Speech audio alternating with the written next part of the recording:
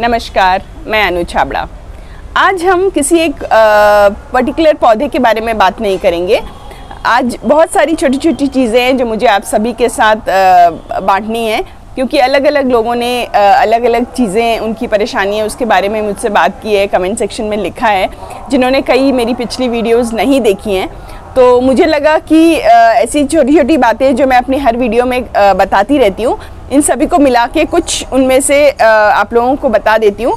तो कई लोग जिन्होंने अभी मुझे फॉलो करना शुरू किया है, तो उन लोगों के लिए ये बात काफ़ी आसान हो जाएगी। उन्हें सारी वीडियोस पीछे जाके जब समय मिले तब वो देख सकते हैं। तो सबसे पहली बात कि जब भी हमें किसी भी तरह के बीज को बोना है तो उसे पानी में रात को ज़रूर भिगोएं। इससे क्या फ़ायदा होता है? पहली बात कि जो बीज अच्छे हैं वो पानी की निचली सतह पे जाके बैठ जाते हैं, और जो अच्छे नहीं हैं वो ऊपर की तरफ तैरते रहते हैं। तो हमें उन्हें निकाल के फेंक देना है। नहीं तो क्या होता है, गलती से हम वही वाले बीज बो देते हैं जो कि अच्छे नहीं हैं, अंदर से खोखले हैं, और हम इतनी मेहनत करने के बाद देखते हैं कि उनमें से अच्छी पौध ही नहीं निकल पाई है। तो और दूसरी एक बात और होती है कि जब भी हम इन्हें पानी में भिगो के रखते हैं रात भर, तो ये काफ़ी जल्दी ही अंकुरित होने लग जाते हैं और हमें बहुत जल्दी ही अच्छी हेल्दी पौध मिल जाती है।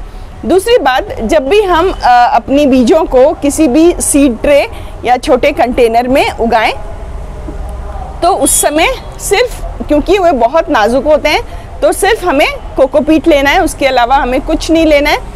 और पहले 2 दिन बोने के बाद हमें उसे किसी भी न्यूज़पेपर से, प्लास्टिक कवर से, या हमारे पास खाली दूसरी ट्रे है तो उससे उल्टा करके रख दें, जिससे कि उन्हें अच्छी खासी वातावरण मिल सके और एक ग्रीन हाउस जैसा इफेक्ट रेडी हो जाए और वो अच्छी तरह से अंकुरित हो सके। इसके अलावा होता क्या है, जब भी हम बीज बोते हैं, हमें इतनी उत्सुकता होती है बीज बोने की, तो हम अलग अलग तरह के बीज बो देते हैं, और जब वो उगने शुरू होते हैं तो काफ़ी तरह के जो बीज होते हैं वो शुरुआत में एक ही तरह की उनकी पत्तियां निकलती हैं, तो हम काफ़ी ज़्यादा कंफ्यूज हो जाते हैं कि कौन सा पौधा हमने लगाया था।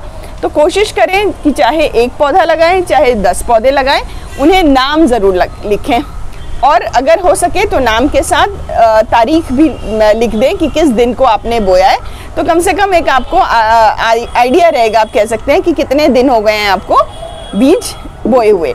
इसके अलावा जब भी ये पौधा आप देखें कि छोटी छोटी पत्तियां 2 से 3 इतनी छोटी छोटी आ गई हैं, तो अब इस स्थिति में हम इन पौधों को, अभी तक हमने इस ट्रे को ऐसी जगह में रखा था जहाँ पे काफ़ी अंधेरा था या बिल्कुल सूरज की रोशनी नहीं आती थी।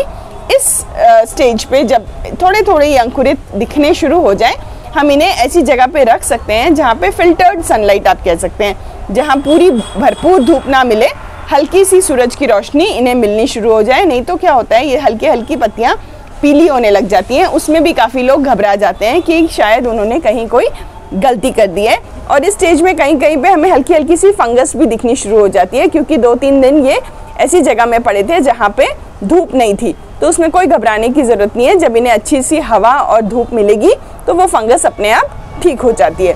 ठीक है, ये एक बात हो गई। इसके अलावा जब भी हमारे घर में कोई भी गमला टूटे या नारियल के इस तरह के टुकड़े हैं, इन्हें कभी भी ना फेंकें, क्योंकि हमने जब भी अपनी इस पौध को बड़े गमले में लगाना है तो उसकी निचली सतह पे, यहाँ पे हमें कोई अच्छी सी ड्रेनेज लेयर बनानी पड़ती है, जिससे कि पानी गमले में ना रुका रहे। उसके लिए ये टूटे हुए गमले, नारियल के खोल, ये सब काफ़ी काम में आते हैं। इसके अलावा एक बहुत ही सरल चीज़ है कि बोतलों के ढक्कन पे इस तरह से छोटा छोटा छेद कर दें, क्योंकि जब छोटी छोटी पौध और बीजों को हमें पानी देना है तो इससे बहुत ही आप कह सकते हैं सावधानी से पानी इनके ऊपर गिरता है, जिससे कि हमारी पौध खराब नहीं होती है। ठीक है, इसके अलावा जब भी हम पौधे उगाते हैं तो क्या होता है कि हमारे पौधे जो हैं, इनमें जो पत्तियां हैं, वो पत्तियां कई बार क्या होती हैं, इस मिट्टी की सतह को छूने लग जाती हैं, जिसकी वजह से उनमें फंगल इन्फेक्शन कई बार हो जाता है। तो कोशिश करें कि या तो पौधे के नीचे की जो पत्तियां हैं उन्हें हाथ से आप इस तरह हटा दें कि निचली सतह पे कोई भी पत्तियां ना रहें, जिससे कि पौधा फंगस से बचा रहे। इसके अलावा एक काम और किया जा सकता है कि इस तरह की सूखी पत्तियां, अब जैसे स्ट्रॉबेरी का पौधा है, स्ट्रॉबेरी हम इसलिए कहते हैं कि ऐसी वाली बेरी जो स्ट्रॉ पे उगती हैं, मतलब सूखी घास, पत्तियां, इस तरह की चीज़ें, क्योंकि अगर स्ट्रॉबेरी की पत्ते मिट्टी को टच होना शुरू कर देंगे तो वहाँ फंगस हो जाता है और ये पौधा काफ़ी नाजुक होता है। इस तरह दूसरे पौधों को भी अगर मिट्टी की सतह में नीचे के पत्ते छूना शुरू हो जाए तो फंगस की वजह से काफ़ी ज़्यादा बीमारी दूसरे पत्तों में भी फैल जाती है और हमें अलग अलग तरीके से आप कह सकते हैं कि पौधा हमें खोना पड़ जाता है। तो कोशिश करें कि इस तरह से पत्तियों से या सूखी घास से मल्चिंग करें, ठीक है। इसके अलावा कई पौधे ऐसे होते हैं जो चींटियों को बहुत पसंद होते हैं। तो क्या करना चाहिए कि हमारे पास सभी के घरों में इस तरह से फॉइल पेपर रहता है। तो जो भी हमारी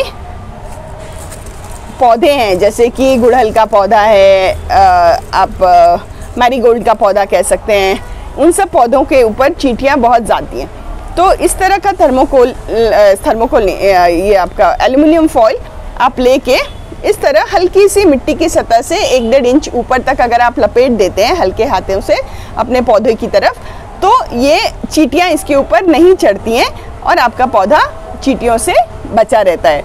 इसके अलावा जब भी हमें अपने पौधे को लगे कि अब ये इतना बड़ा हो गया है, इसे हमें दूसरे बड़े पॉट में शिफ्ट करना है, तो कोशिश करें कि कम से कम 4 से 6 उसकी सही पत्तियां दिखाई दे। पहले की 2 पत्तियां ना काउंट करें क्योंकि उन्हें फॉल्स लीव्स कहा जाता है, वो थोड़े दिनों बाद अपने आप ही गिर जाती हैं। जो सही मायने में उस पौधे की पत्तियां हैं वो कम से कम 4 से 6 होनी चाहिए, तभी आप अपने पौधे को बड़े पॉट में ट्रांसफ़र करें। कोशिश करें कि 1 दिन पहले आप उस पॉट में पानी ना दें और इसे खींचे ना, इसे इस तरह पकड़ के उल्टा करके पीछे से इस तरह अगर आप हल्का सा उसे प्रेशर देंगे तो आपका पौधा बड़ी आसानी से निकल जाएगा। अगर आप ऐसा नहीं करेंगे तो जो पौधे की पानी और खाना ले जाने वाली नली है उसमें कुछ प्रॉब्लम आ सकती है और आपका पौधा ख़राब हो सकती है, ठीक है। हम काफ़ी लोगों को सक्यूलेंट्स छोटे छोटे अपने घरों में लिविंग रूम में रखने का शौक़ होता है। तो हम जब बाज़ार से ख़रीद के लाते हैं तो हम इस बात का ज़रूर ध्यान रखते हैं कि इनमें पानी कम देना है, क्योंकि सक्यूलेंट्स को ज़िंदा रखने के लिए सबसे बड़ी बात है उन्हें पानी कम देना है। तो हम क्या करते हैं, पानी कम देते हैं, लेकिन इन्हें हमारी टेबल्स गंदी ना हो जाएं या हमने डाइनिंग टेबल पे रखा है तो वहाँ गंदगी ना फैले, तो हम इनके नीचे एक छोटी सी प्लेट रख देते हैं। तो उससे क्या होता है कि अगर इसमें से कुछ भी पानी निकलता है तो वो इसमें इकट्ठा हो जाता है। तो हमने इस बात का ध्यान रखना है कि अगर हमने ऊपर से पानी नहीं भी दिया हफ्ते 10 दिन तक और जो पानी उसमें ज़्यादा था वो इसमें आके इकट्ठा हो जाता है, तो हम कई बार यहाँ से पानी निकालना भूल जाते हैं। तो वो पानी जो है वो धीरे धीरे अंदर की मिट्टी को गीला करता रहता है और हमारे पौधे गल के मरने लग जाते हैं। तो ये इस बात का ज़रूर ध्यान रखें कि अगर आपने किसी भी सक्यूलेंट के पौधे के नीचे किसी प्लेट को रखा है तो उस प्लेट में कहीं पानी ना जमा रहे, उसे समय समय पे पानी निकालते रहें और ये नीचे वाली प्लेट भी सूखी रहनी चाहिए, ठीक है। इसके अलावा जो भी हम अपनी कैंची छुरी का इस्तेमाल करें उसे किसी भी स्टेरलाइज़र से ज़रूर स्टेरलाइज़ करें, चाहे आप मेडिकल शॉप से ले लें या डिटॉल ले लें या किसी भी चीज़ से हल्का सा छुरी या उसको गर्म भी कर सकते हैं स्टेरलाइज़ करने के लिए। उसके बिना आप किसी भी तरह का इस्तेमाल ना करें, नहीं तो वो छोटे छोटे इन्फेक्शंस काफ़ी आगे जाके बढ़ सकते हैं। इसके अलावा फूलों की अगर बात करें और अगर हम चाहते हैं कि हम सब्जियां फल वगैरह उगाएं तो उसके लिए जैसा कि आप सभी को पता है कि पॉलिनेशन बहुत ज़रूरी है और पॉलिनेशन के लिए हमें पॉलिनेटर्स को अपने गार्डन में बुलाना भी पड़ेगा। मेहमान हैं, कुछ अच्छा देना पड़ेगा। तो हमारे मेहमानों को क्या पसंद है, रंग बिरंगे खिलते हुए रंग, ऑरेंज, रेड, येलो, इस तरह के जो ब्राइट कलर्स हैं, पीले, लाल, गुलाबी, ऐसे अच्छे खिले हुए कलर्स अगर आप अपने फूलों के अपने बाग टेरेसेस में लगाएंगे तो काफ़ी हद तक बीज, मधुमक्खियाँ, तितलियाँ सब आएंगी, जिससे कि पॉलिनेशन बहुत अच्छा होगा हमारे सब्जियों का। तो इस बात का ज़रूर ध्यान रखें कि ब्राइट कलर्स के पौधे लगाएं। इसमें अब है कि कोई भी पौधा जब तक हमने उसे बड़े पॉट में शिफ्ट नहीं किया है जैसे कि ये टमाटर का पौधा है, इसे मैंने अभी बड़े पॉट में शिफ्ट करना है, पर इसकी ये टहनी जैसे आप देखते हैं कि बहुत पतली सी है और ये टेढ़ी मेढ़ी होती रहती है। तो कोशिश करें कि जब तक इसे हमने दूसरे बड़े पॉट में शिफ्ट नहीं किया है तब तक भी उसे हम एक छोटी सी स्टेक का सपोर्ट दे दें, जिससे कि वो अपनी पूरी एनर्जी अपने ग्रोथ में लगाए। ये ना सोचें कि जब ये बड़े पॉट में जाएगा तभी हम स्टेक लगा देंगे, उससे पहले ही इसकी यहाँ पे प्रॉब्लम नहीं आनी चाहिए। तो हमें इसे शुरू से सपोर्ट देने की ज़रूरत है। इसके अलावा इस तरह के छोटे छोटे कोई भी पॉट खाली अपने छतों पे रखें, क्योंकि हम जनरली जब भी ज़्यादा फूल हो जाते हैं तो फूलों के खिलने के बाद हम उन्हें तोड़ के रख लेते हैं, जो उनकी बीज बन जाते हैं। तो इस तरह कोई भी खुला कंटेनर रखें, तो उससे क्या होगा, हम ये बीज जो भी हैं इसमें हवा लगती रहेगी और ये अच्छे खासे सूख जाएंगे, उनमें कोई फंगस की ग्रोथ नहीं आएगी। और जब भी हमें जितने चाहिए हम रख सकते हैं, बाकी अपने दोस्तों को दे सकते हैं जिन्हें बागबानी पसंद है। इसके अलावा कोई भी अगर हमने छोटी पौध लगाई है उसके ऊपर आप इस तरह से अपनी बॉटल, इस बॉटल में मैंने छोटे से छेद किए हुए हैं, इसे इसके ऊपर इस तरह से चढ़ा सकते हैं। इससे क्या होता है, एक अच्छी सी ग्रीन हाउस इफेक्ट बन जाता है, तो पौधा काफ़ी दिनों तक अच्छा हेल्दी हमारा पौध तैयार होती है, जो जब अच्छे हमें लगे कि उसकी टहनी अच्छी खासी मोटी हो गई है तब उन्हें हम बड़े पॉट में ट्रांसफ़र कर सकते हैं। इससे पौधे की क्वालिटी आप जो कह सकते हैं वो बहुत अच्छी होती है। अब बात करते हैं पौधों को कलम से उगाने की। तो हम ज़्यादातर कई पौधे हैं जो प्लांट्स की कटिंग से कलम से उग जाते हैं, तो कोशिश करें कि तुरंत ही उन्हें जब आप काटें तो किसी कंटेनर में पानी के साथ उसमें भिगो दें, जिससे कि उनमें जो भी नमी है वो बरकरार रहे। और अगर आपके पास उपलब्ध है तो थोड़ा सा हार्मोन पाउडर या दालचीनी का पाउडर या आप कह सकते हैं एलोवेरा, कुछ भी आपके पास जो है उस पानी में डाल दें। अगर नहीं है कुछ तो कम से कम उन्हें सीधा पानी में रखें, जिससे कि उनकी नमी बनी रहे और आप दूसरे दिन उन्हें अपने पॉट में शिफ्ट कर सकें। ज़्यादातर लोग हम अपने घरों में प्याज का इस्तेमाल करते हैं, और प्याज का इस्तेमाल करने के समय हम प्याज को जड़ों से कम इतना काट लेते हैं। कोशिश करें जब भी आप काटें उसे हल्का सा ज़्यादा काटें और उसे एक दिन के लिए पानी में रख दें, और दूसरे दिन आप इस तरह मिट्टी में हल्का सा दबा के रख दें। इससे क्या होता है, कम से कम 3 या 4 दिन के अंदर ही आप देखेंगे इस तरह की हरी हरी पत्तियाँ उगनी शुरू हो जाएंगी, जो हमें स्प्रिंग अनियन जिसे हम कहते हैं, हरे प्याज। तो जब भी आपको किसी भी डिश में यूज़ करना है तो आप ऊपर से काट के उन्हें यूज़ कर सकते हैं और इन्हें फिर से उगने के लिए छोड़ सकते हैं। ये बहुत ही इजी चीज़ है। इसके अलावा एक बहुत ही मज़ेदार बात आपसे करनी थी। जब भी अब जैसे दिवाली का टाइम है, हाँ, एक दिवाली की सफाई के लिए एक मुझे बहुत मज़ेदार चीज़ आई है मेरे दिमाग में, वो मैं आपसे बताऊंगी। उससे पहले मैं एक ये चीज़ बताना चाहूँगी कि अगर आप कई लोगों को घर में पानी में पौधे रखने का शौक़ है, तो कोशिश करें कि उस पानी में छोटी छोटी मछलियाँ डाल दें, जिससे कि पानी में एक हलचल सी बनी रहेगी और पानी में जो भी काई जैसी बनती है वो मछलियाँ खाती रहेंगी, और हमें फ़िश फूड देने की ज़रूरत नहीं पड़ेगी। और पौधों को जो नाइट्रोजन चाहिए वो मछलियों के मल से उन्हें बहुत अच्छा मिल जाएगा। तो ये दोनों एक तरह का बहुत एक अच्छा एनवायरनमेंट क्रिएट करेंगी और आपके घर में एक चहल पहल सी बनी रहेगी। तो आपको रोज़ रोज़ पानी बदलने की ज़रूरत नहीं पड़ेगी। तो जैसा कि मैं कह रही थी कि दिवाली का समय है, हम सभी अपने घरों की सफाइयों में लगे हुए हैं, तो सारी सफाइयाँ तो हम बड़े शौक़ से कर लेते हैं, लेकिन जब बारी आती है पंखा साफ़ करने की, आपको नहीं लगता कि बड़ी मुश्किल सा काम है? हाँ, किसी को पकड़ो, सीढ़ियाँ बुलाओ, सीढ़ी पे चढ़ो, तो थोड़ी मुश्किल तो होती है। उसके बाद हम क्या करते हैं, हम जितनी भी हमारी नीचे की चीज़ें हैं उन सबको हम ढक के रखते हैं, किसी को चादर से, किसी को पेपर से। लेकिन कितना भी करें, कहीं ना कहीं उसका जाला या कुछ पंखे का गिर ही जाता है। तो मुझे लगा कि एक बहुत अच्छी सी ट्रिक है जो मैं अपने पंखों के साथ करती हूँ, तो मुझे लगा मैं साझा करती हूँ। हो सकता है आप लोग भी करते होंगे, अगर कोई नहीं करते हैं तो अगर आपको कैसी लगी वो ज़रूर बताएं। तो मैं क्या करती हूँ कि सोचिए ये पंखे का ब्लेड है, यहाँ पंखा नहीं ला सकती हूँ तो मैं इसी से दिखा रही हूँ।